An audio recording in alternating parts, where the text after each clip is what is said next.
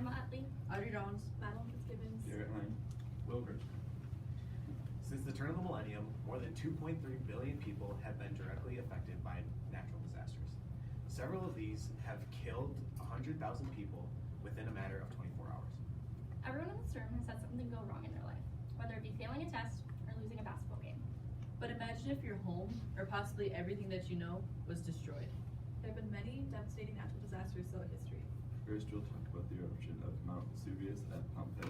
Then we'll talk about the Tiga wildfires. And then we'll talk about the Great Galveston Storm. Then we will talk about the Yellow River flood.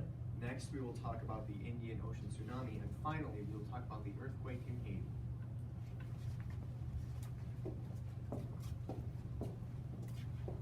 In the year 79 of the current era, a large volcano located on the western side of Italy, entitled Vesuvius, erupted and destroyed the cities of Herculaneum, Stabiae, and Torre Annunziata, along with the city of Pompeii. This fact is provided by Wilhelmina Feimster-Jahinski, who is a professor of ancient history at the University of Maryland, in an article that she wrote for the Encyclopedia Britannica, last updated in November of 2019. When Vesuvius erupted, it ejected volcanic rock, ash, and fire into the atmosphere at a speed of 450 miles per hour. This fact was provided by Maya Wei Haas, who has a PhD in environmental chemistry from Ohio State University, in an article that she wrote for the National Geographic in January of 2018. The eruption of Vesuvius was foreshadowed in the days leading up to it by many earthquakes and small tremors in the region beforehand. And when Vesuvius did erupt, it ended up killing more than 16,000 people. And the ancient Roman lawmaker, philosopher, and magistrate Pliny the Younger recorded the events as he watched them unfold from across the bay in Naples. In fact, Pliny's account of the events was so detailed and specific that all volcanic eruptions that are similar to Pompeii today are known as Plinian eruptions. Also, Pliny's uncle, Pliny the Elder, died at Pompeii when he went across the bay to see if he could save some of the survivors. Pompeii is not known as the cultural touchstone that it is today because of the amount of deaths that it caused or because of the amount of devastation that it created. In fact, Pompeii is not even the largest volcanic eruption ever recorded. That title is held by the eruption of Mount Tambora in Indonesia in 1815, which created so much volcanic ash that went into the sky that the entire Earth became more reflective and colder as a result. And that year, 1815, is known as the year without summer because the entire year was so cold. Pompeii, however, is famous for the unique way in which the bodies were preserved. Because of the 19 to sometimes even 23 feet of ash that was covered all around Pompeii, that Pompeii was buried in, and the fact that the conditions were so extreme that when you were being covered in ash, all of the blood in your body would boil instantly. The ash that solidified till today were hardened around the bodies, and as the bodies degenerated with time, there were left holes in the ash in the exact shape of the bodies. And the way that archaeologists got models like that you see before you is by pouring cement into these holes and then digging around it. And since the early 1800s, since excavations of Pompeii began, we have uncovered about 1,150 of the civilians of Pompeii. This also makes Pompeii a major tourist spot because people like to see them. Now that I've talked about the volcano Vesuvius and its eruption in Pompeii, we will now talk about the Tiga fires. On the night of October 8th, 1871, a massive fire scorched across northeast Wisconsin, burning over 1.2 million acres of land. The National Weather Service, their source of our nation's weather for 150 years, published in 2015 that in Tiga, which was the city that the fire was named after, over 800 people died. And it took just over 1 hour for the whole city to burn. The fire was so hot that it was able to melt a complete iron fire station. And many of the survivors survived by just jumping into the river and the wetlands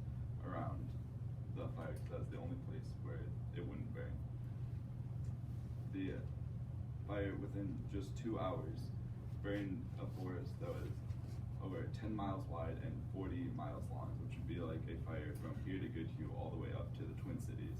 It completely burned that in 2 hours, which this cost about $169 million in 1871, which today would be about $3.5 billion. Published in the Wisconsin Magazine of History in 1927 by the Wisconsin Historical Society, which is a group dedicated to preserving Wisconsin's history, say that besides the over 1,200 people that died, there's another 350 people that were either missing or suspected dead. Over 1,500 people were severely injured and burned from the fire, and over 3,000 people were made homeless. And even though this was the most deadly fire in our nation's history, it is normally forgotten because on the exact same night there was the Great Chicago Fire, which Chicago is a much bigger city, so much more people knew about it. So the Tiga Fire was largely forgotten in history. Now that I've talked about the Tiga Fire, I'll talk about the Great Galveston Storm.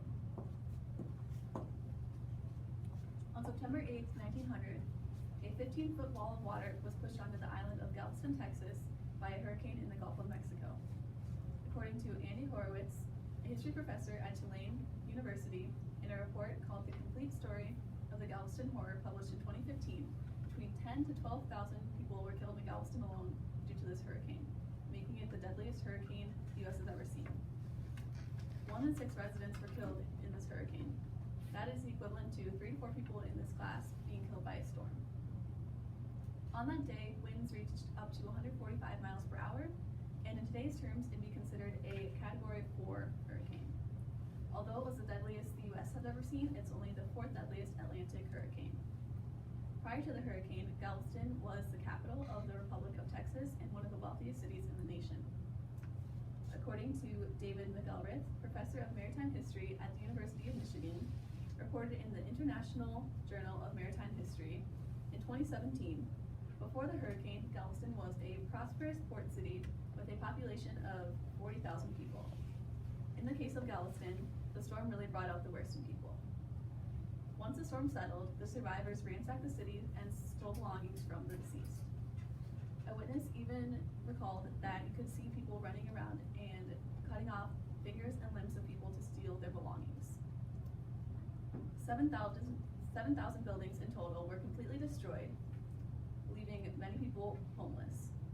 People were in a state of shock and fear for what was to come next, and many went insane. Formally aided cleanup did not begin until 3 years following the storm, but with help from the Red Cross and donations from other states, Galveston was eventually restored. A seawall was built to protect from future storms, and it's still standing today and is 10.4 miles long. Now that I've told you about the Great Galveston Storm, we will tell you about the Yellow River Flood. The Yellow River Flood of 1931 was one of the deadliest natural disasters recorded. The Yellow River is properly known as the Haiti, according to Kenneth Pletcher, who has a master's in Asian studies, written in Britannica Academic Encyclopedia, peer-reviewed in 2019. So the Haiti is 3,395 miles long and is the main river of northern China. It's said to have flooded like over 1,000 times, but that doesn't mean that the entire river flooded 1,000 times. There were 3 times that it was that it major flooded, but 1931 was the most devastating. This was according to Chris Courtney, who is an assistant professor of modern Chinese history, described in his book, The Nature of Disaster in China, the 1931 Yellow River Flood, which was published February 15 of 2018. So as I said before, the Yellow River flows through the northern China Plain, which is, hence the name, very flat, which makes it very easy or prone to flooding. There were several problems leading up to these that were also explained by Chris Courtney. One of them was the winter before. The winter of 1930 was longer, it snowed a lot more than it normally did, and it was colder for a lot longer than it usually was.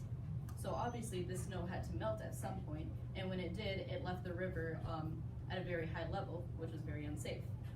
The spring of 1931 and the summer were also very stormy, which when it rains, it just raised the water level, and eventually it flooded.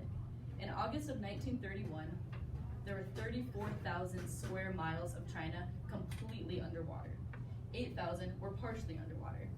This left 80 million people homeless, which was equivalent to a tenth of their population. Also, the crop, because of the land damage, the crop was just completely destroyed. It also ruined any chance for a winter crop to be grown. This caused famine in China. People, because of their houses were all destroyed, people basically just had to live on rafts. They would go around trying to find a safe place or a shelter and something like that. So in the shelters, they were mainly very unsanitary, and this caused disease. An estimated 845,000 to 4 million people died due to drowning, debris falling on them, starvation, or disease, and this was all triggered by the Yellow River flood. Now that I have explained the tragedy of the Yellow River flood, we'll talk about the Indian Ocean tsunami. The 2004 Indian Ocean earthquake is one of the largest earthquakes recorded in history. The earthquake was recorded at a 9.1 on the magnitude scale. But on December 26th of 2004, not just an earthquake hit. Also, the earthquake triggered a massive tsunami that hit the coastal region of Aceh, Indonesia.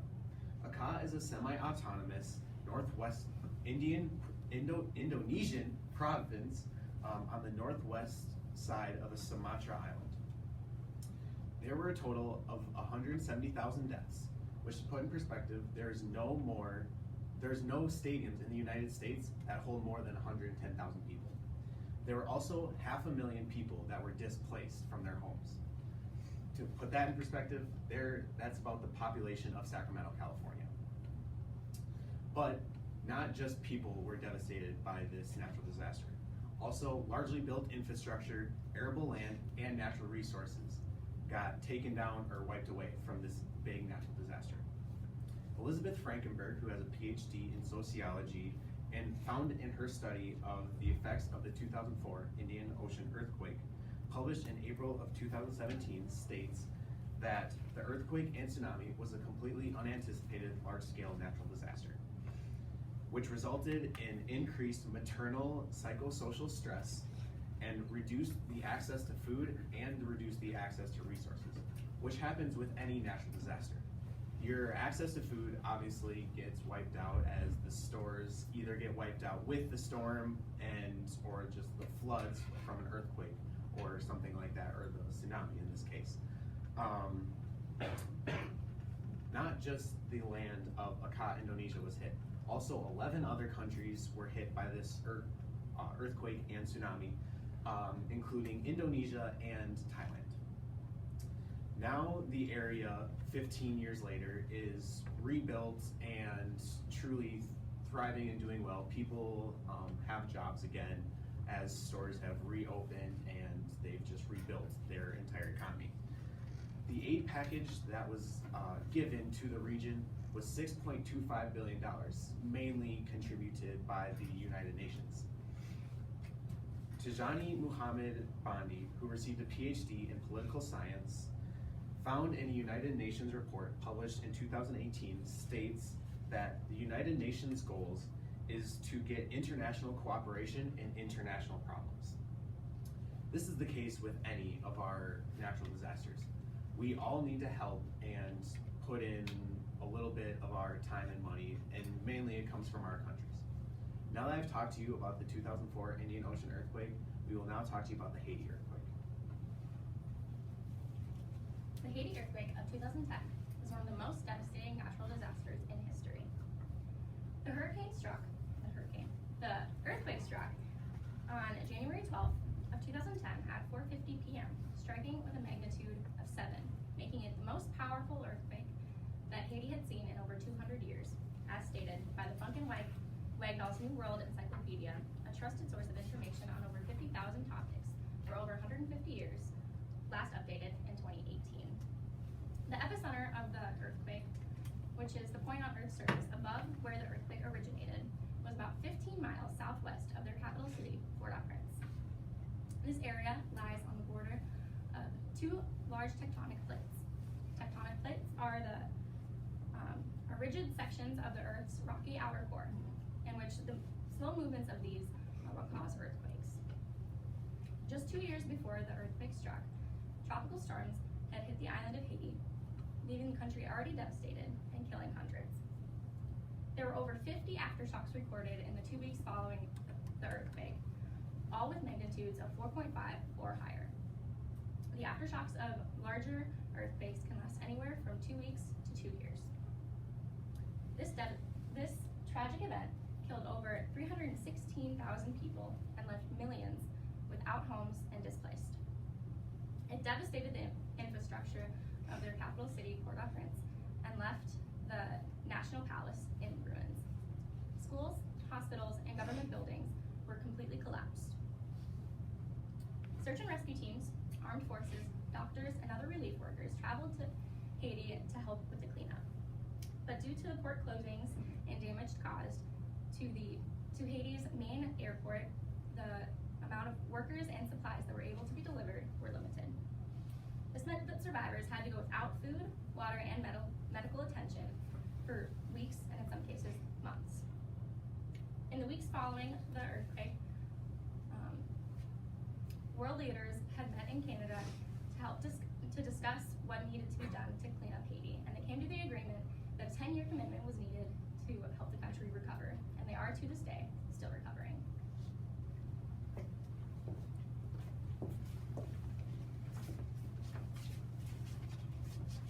First, we talked about the eruption of Vesuvius at Pompeii. Then, we talked about the Tiga Fires in Wisconsin. Then we explained the Great Galveston Storm. Next, the Yellow River Flood. Then we talked about the 2004 Indian Ocean tsunami, and finally we talked about the Haiti earthquake. There have been many devastating natural disasters throughout history. People who donate to those affected by these disasters are not only accepted, but greatly appreciated. These donations either directly or indirectly affect those 2.3 million people greatly.